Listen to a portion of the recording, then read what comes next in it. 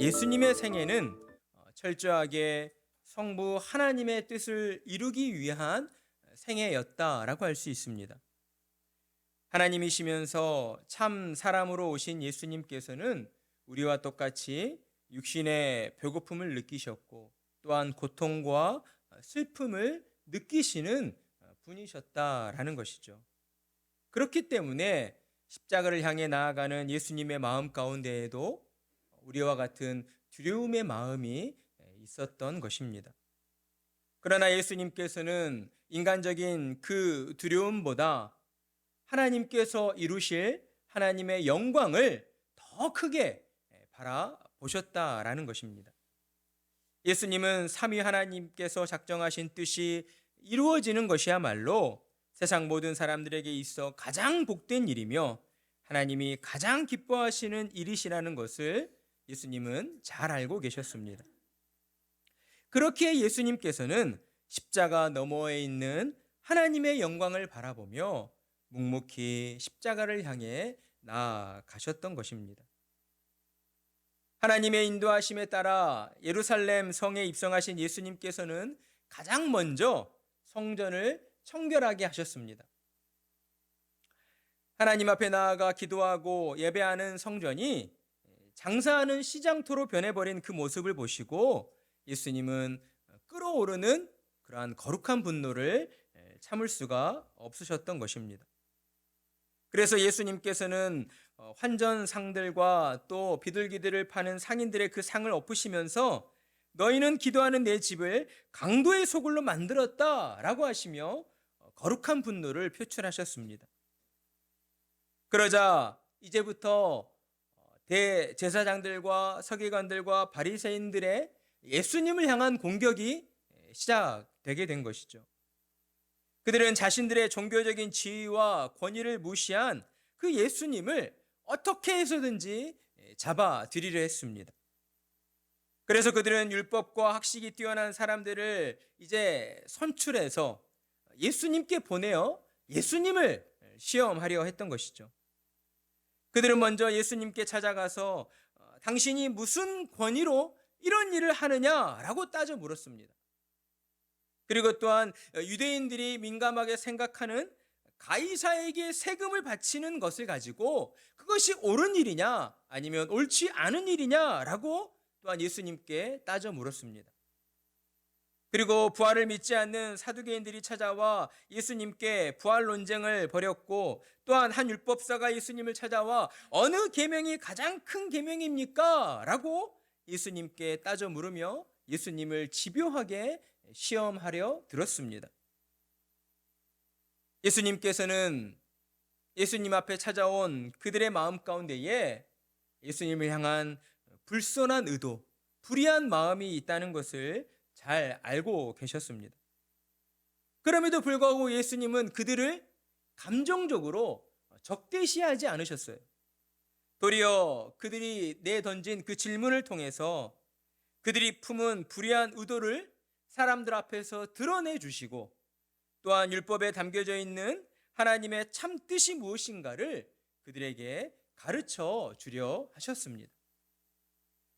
여러분, 율법 즉 십계명에 담겨져 있는 하나님의 참 뜻은 무엇이었습니까?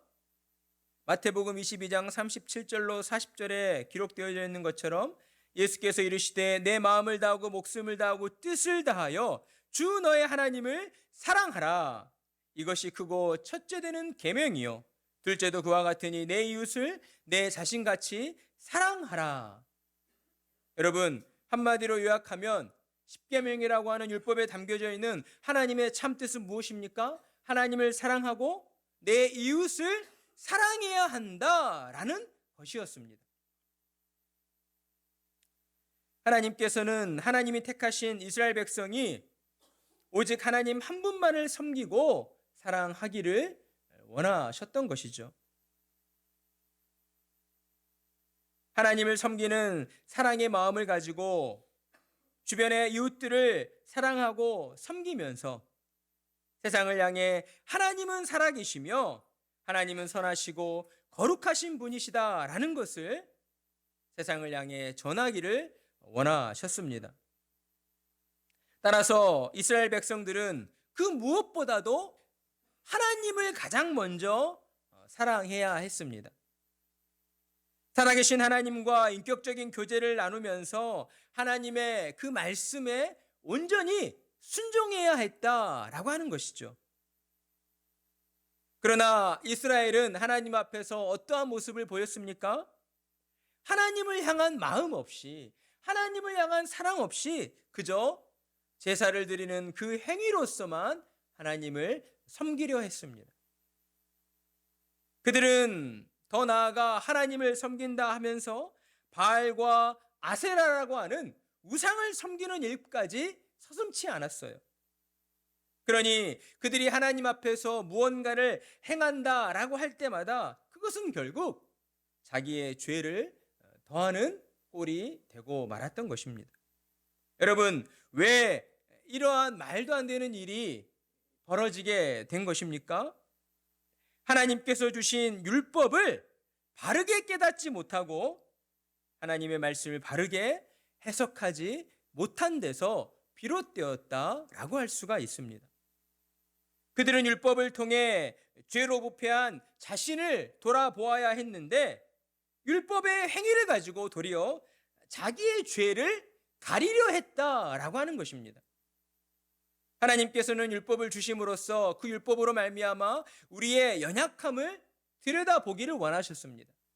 율법을 통해 우리의 죄된 모습을 바라보기를 원하셨다라고 하는 것이죠. 그러나 구약의 이스라엘 백성들은 하나님이 주신 율법을 가지고 무엇을 했어요? 자기를 들여다보는 것이 아니라 자기의 죄를 어떻게 하려 했다고요? 감추려 했다, 숨기려 했다라고 하는 것이죠. 여러분, 우리 가운데에도 이러한 모습들이 있지는 않은지 우리는 늘 경계해야 하고 또한 돌아보아야 할 것입니다. 우리가 늘 기쁜 마음으로, 감사하는 마음으로 마땅히 하나님을 섬기고 하나님 앞에 서야 하지만 우리가 육신의 연약함 가운데 놓여있기 때문에 우리는 어떤 면으로 볼 때에 모든 순간 100% 충전된 어떠한 기쁨과 감사의 마음으로 하나님 앞에 설 수는 없습니다. 그렇다면 어떤 마음가짐으로 하나님 앞에 서야 합니까? 진실하고 정직한 마음으로 현재 우리의 그 상태와 모습을 하나님 앞에 정직하게 말씀드릴 수 있는 그러한 자세를 가지고 하나님 앞에 서야 한다는 것이죠. 그러나 구약의 이스라엘 백성들은 자신의 그 연약한 모습들을 도리어 감추려 했습니다. 하나님이 주신 율법을 가지고 율법으로 제사를 드리고 율법의 어떤 행함을 통해서 도리어 자신의 그 연약한 모습들을 감추기에 급급했다라고 하는 것이죠. 이러한 모습들이 지금 대제사장들과 서기관들과 바리새인들에게까지 이어져 오고 있었던 것입니다.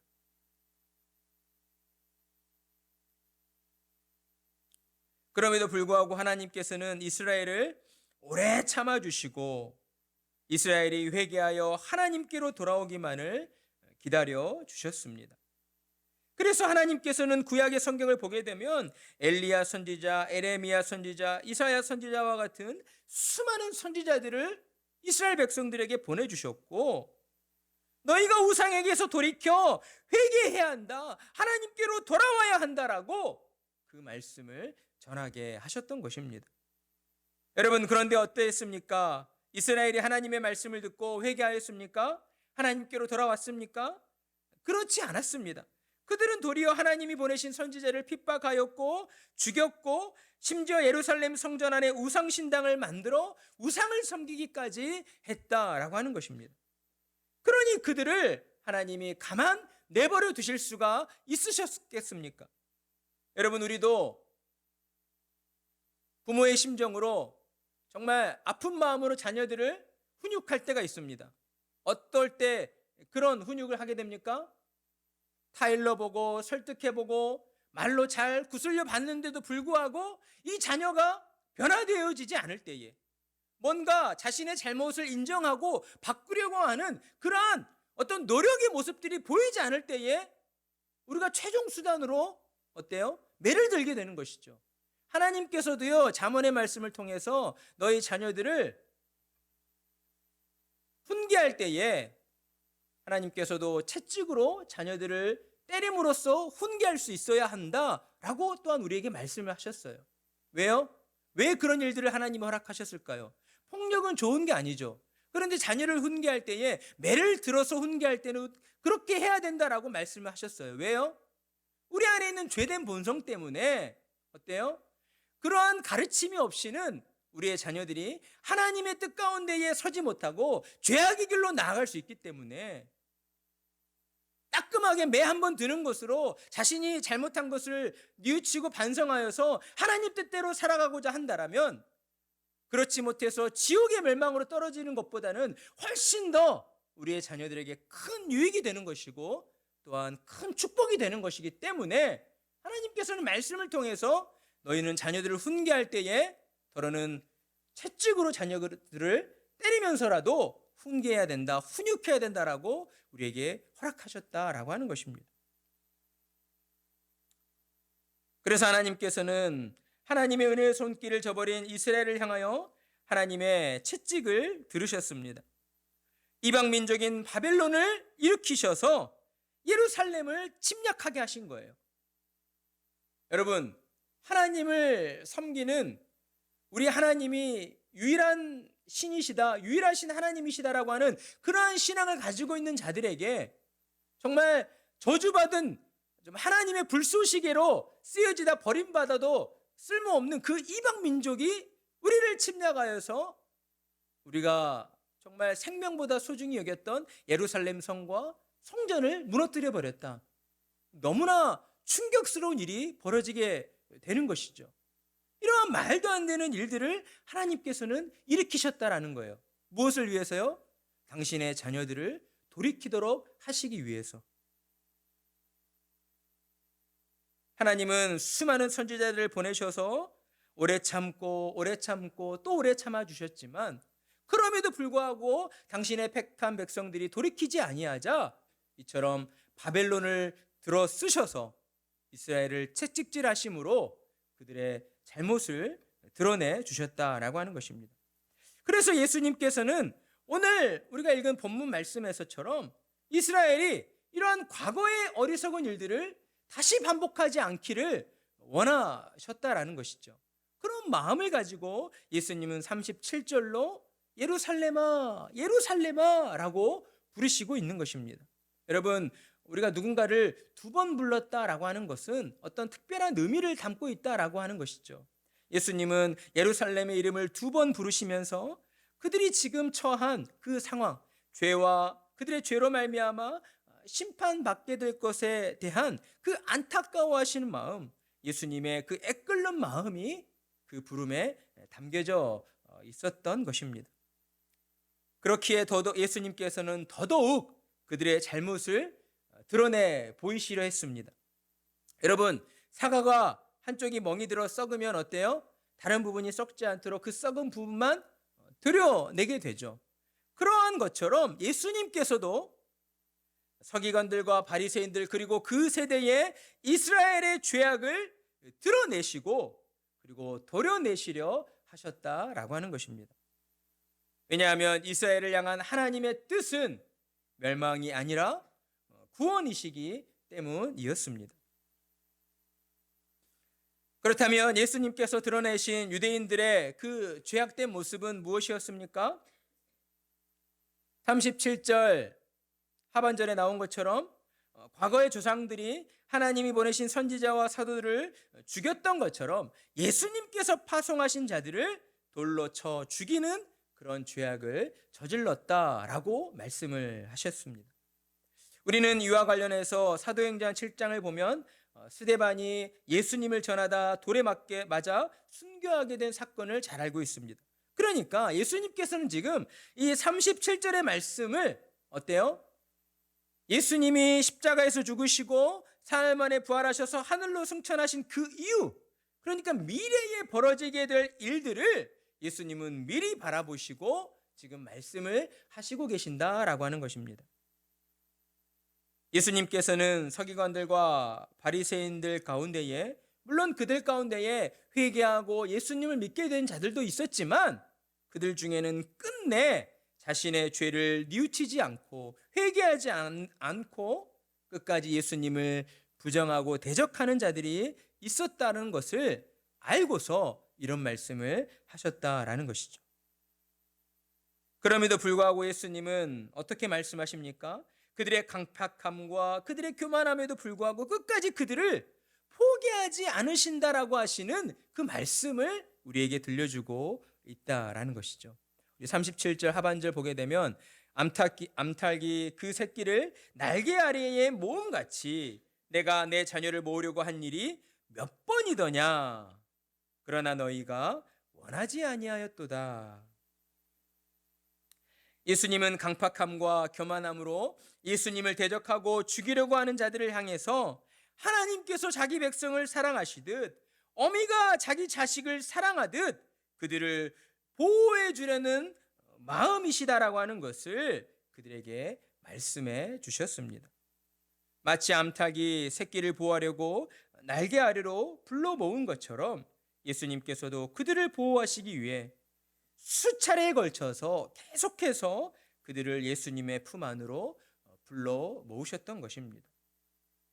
우리는 예수님이 하신 이 말씀을 통하여서 자기 백성을 향한 하나님의 그 사랑이 얼마나 절실한 사랑인가 하는 것을 깨달아야 합니다. 하나님께서는 우리가 자녀를 사랑하는 것과는 비교할 수 없을 정도의 크기로 우리를 사랑해 주시고 계신다라고 하는 것입니다. 우리를 사랑하시는 하나님께서는 언제나 우리의 모든 삶 가운데에 찾아와 주시고 우리와 함께 해 주시기를 기뻐하시는 임마누엘의 하나님이시다라고 하는 것이죠. 그러니 하나님의 은혜의 날개 아래로 부름을 받은 저와 여러분은 이 땅을 사는 모든 날들 동안 모든 순간 하나님께 감사해야 하고 하나님을 찬양하고 하나님을 경배하며 나아가야 하는 것입니다. 내 삶에 무언가 좋은 것이 주어져서가 아니라 내가 바라고 원하는 대로 내 뜻대로 내 삶의 일들이 이루어져서가 아니라 무엇 때문에요? 하나님께서 우리를 하나님의 은혜의 날개 아래로 불러주심으로 말미암아 우리를 자녀 삼아 주시고 우리에게 구원을 허락하여 주시고 우리에게 영생의 소망, 영생의 유업을 물려주셨다라고 하는 그 믿음의 확신으로 말미암아 우리는 늘 하나님께 감사해야 되고 하나님을 찬양하고 하나님을 경배하며 살아가야 한다라는 것입니다. 여러분, 우리는 이 사실을 분명하게 기억하는 자들이 되어야 합니다. 그러나 예수님의 말씀을 통해 우리가 깨닫게 되는 것은 그들 가운데의 서기관들과 바리새인들은 그리고 이스라엘 그 세대들은 하나님의 그 은혜의 날개 아래로의 부르심을 거부했다라고 하는 것이죠. 주님의 부르심에 그저 순종함으로 나아가기만 하면 됐던 것이었는데 그들은 끝까지 주님의 부르심을 부인하고 주님께로 나아가질 않았습니다. 예수님은 그들의 강팍함을 너희가 원하지 아니하였다라는 말씀으로 드러내 주시고 있습니다.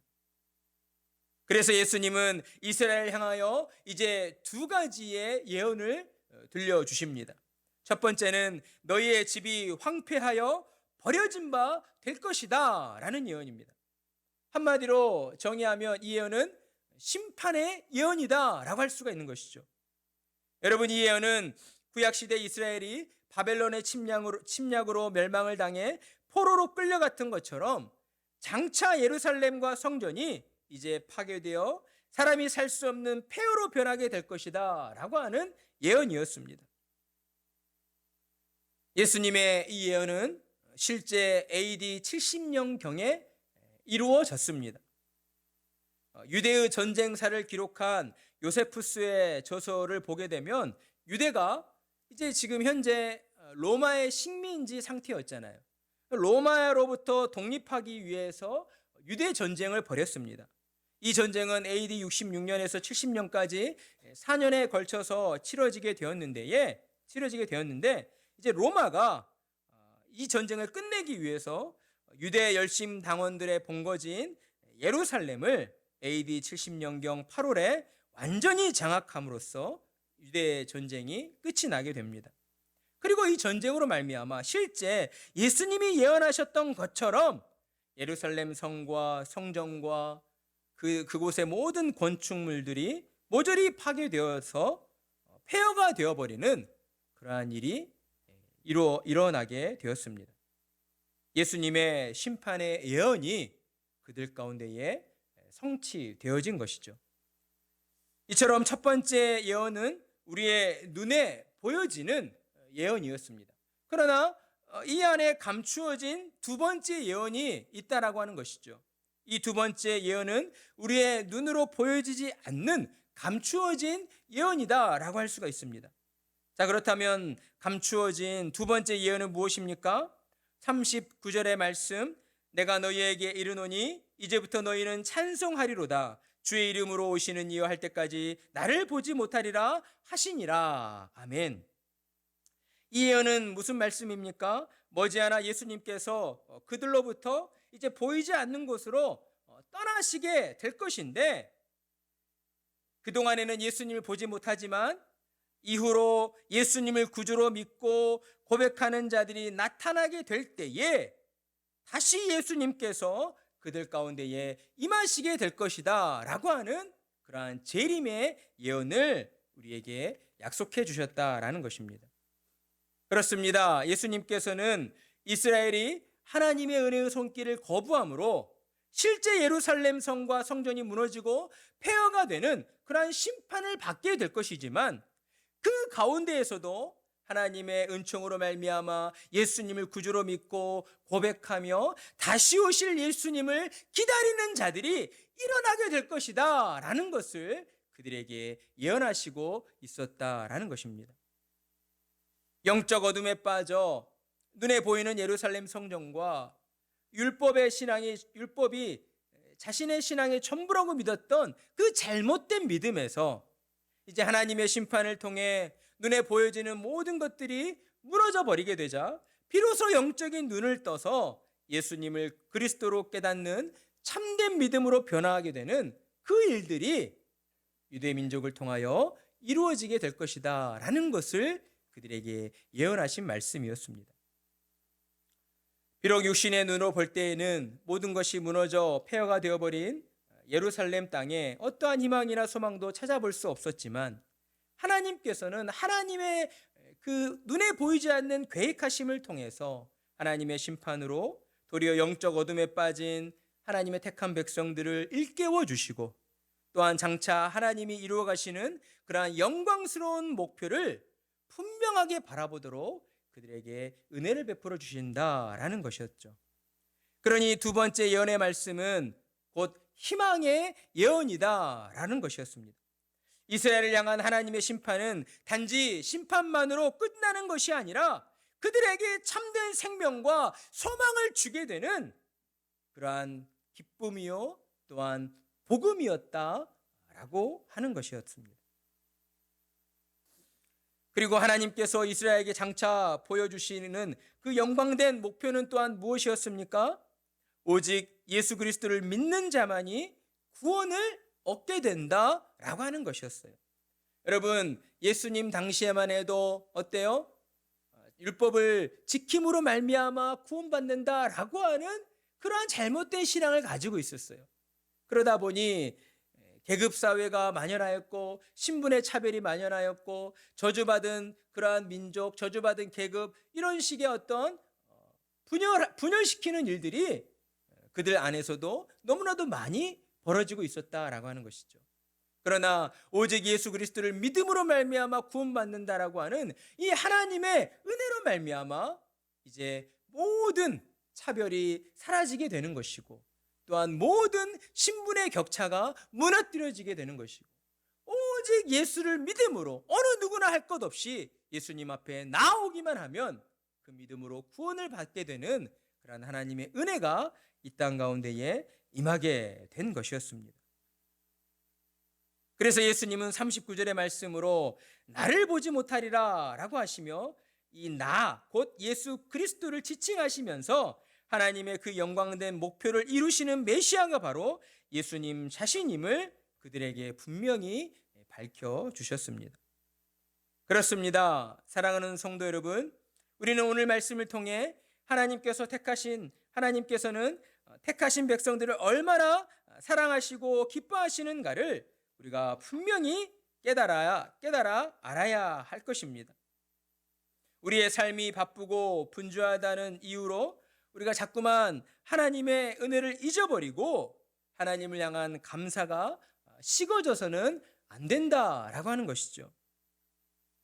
그러니 우리는 오늘 주신 말씀의 교훈을 생각하면서 우리의 삶 속에서 늘 우리 자신을 먼저 돌아볼 줄 아는 사람들이 되어야 할 것입니다.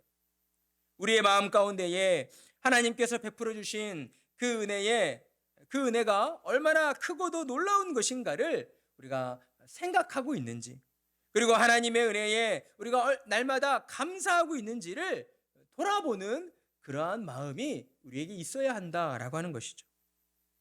하나님을 향한 감사의 마음이 식어질 때에 우리의 영혼은 점점 메말라 가게 되어 있습니다. 이것이 영적인 원리인 것이에요.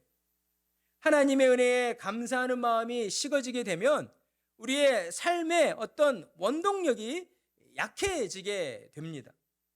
그로 인해서 우리의 마음 가운데에 의욕이 사라지게 되고 우리가 행하는 모든 일들 가운데에 기쁨과 감사보다는 늘 불평과 또 불만 그리고 짜증들이 우리의 마음과 입술을 통하여 더 많이 드러나지게 되는다라는 것입니다.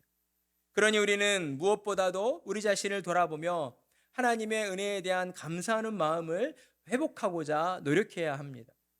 여러분, 하나님을 향한 감사의 마음을 회복하기 위해 우리가 무엇을 행해야 할까요? 하나님 앞에 나와 말씀을 들어야 하는 것이고, 그리고 하나님 앞에 기도해야 하는 것입니다.